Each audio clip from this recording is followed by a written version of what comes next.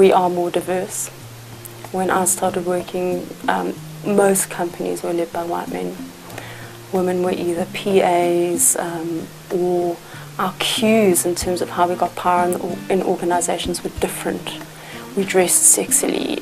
I remember Trust Bank in the 80s hired good-looking women to pull in customers. And so things that we thought were actually legitimate are now really not credible anymore. So I think there's been a big shift there. Diversity is a core differentiator, and I don't think we've seen enough of that. But hopefully now the conversation can go beyond the glass ceiling. Okay, now that we're there and we're kind of getting there into higher levels in the organization, what are we doing with that? And that should now be the lens instead of just the ladder. And how are we actually changing and shaping the way leadership can be?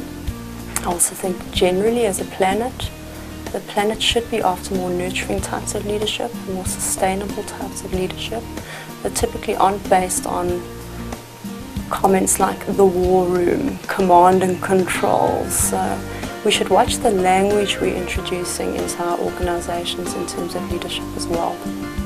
It's a combination of the way we raised. I was raised in quite Calvinistic types of views about a good day's work and you're lucky to have a job. So it's really overcoming a lot of that. And also it's about language. It's about who you choose to surround yourself with. So it's like your typical South Africans that will sit down and say, oh, the country. Oh, do you know who your local MP is? No. Then don't complain. So it's kind of falling into stereotypes, and I think as South Africans we do that quite easily, and checking oneself when we do that.